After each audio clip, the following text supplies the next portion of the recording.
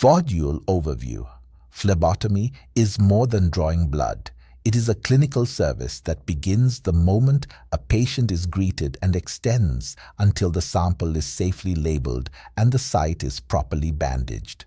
This module focuses on the critical interpersonal, ethical, and technical skills required to communicate effectively with patients, ensure informed consent and comfort, prepare venipuncture sites safely and aseptically, address patient concerns and fears, uphold patient rights and confidentiality.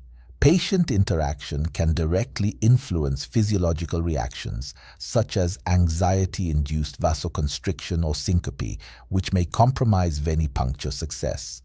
Likewise, improper site prep can lead to hematoma, infection, hemolysis, or false test results. Therefore, this module serves as both a technical and ethical cornerstone of phlebotomy practice. Point 1. Establishing professional rapport. A phlebotomist must establish trust, clarity, and confidence from the outset of patient engagement. This includes greeting patients politely. "Good morning, my name is Name, and I will be drawing your blood today." Confirming identity using 2 identifiers, full name and date of birth, or ID number. Explaining the procedure in simple, reassuring terms. Answering questions honestly and professionally. Observing for nonverbal cues of discomfort or fear. Key skills: active listening, empathy, calm tone and demeanor, cultural sensitivity and professionalism, avoiding medical jargon for clarity. 5.2. Informed consent and patient rights. Informed consent is both ethical and legal. The patient must be fully informed of what the procedure entails. Consent must be voluntary, not coerced. The patient has the right to refuse, delay, or ask for another practitioner. Types of consent. Verbal consent, most common in phlebotomy. Implied consent, nonverbal agreement by extending arm. Written consent, needed for procedures like blood donation, research. Hypercompliance.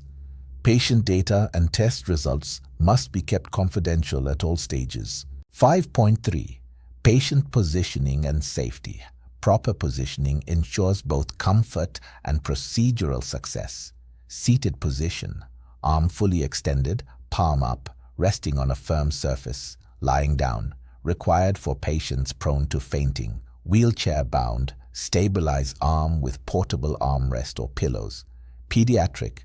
Child may sit in parent's lap with limb restrained gently. Safety checks. Bed rails up after inpatient draws. Observe for signs of dizziness or syncope. Have ammonia inhalants and cold compress ready. Never allow patients to walk immediately after a fainting episode.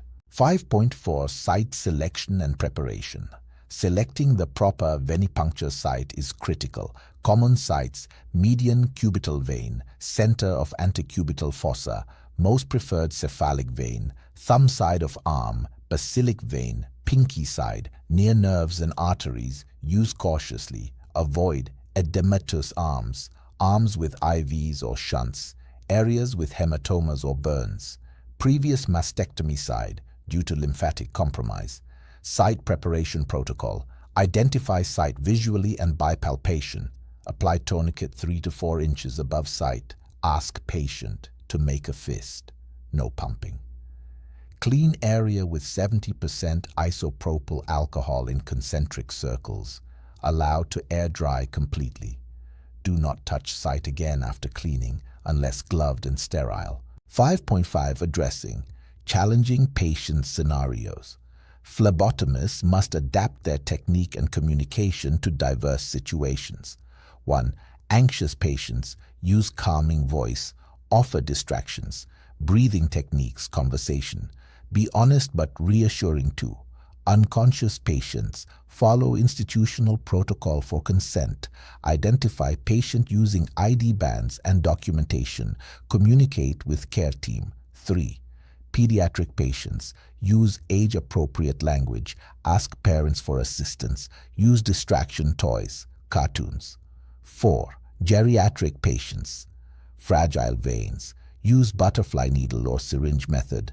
Be gentle with tourniquet. Speak clearly and patiently. 5. Patients with disabilities. Be respectful and accommodating. Adjust positioning as needed. Ensure they understand instructions. 5.6 Allergy, anticoagulant, and bleeding history.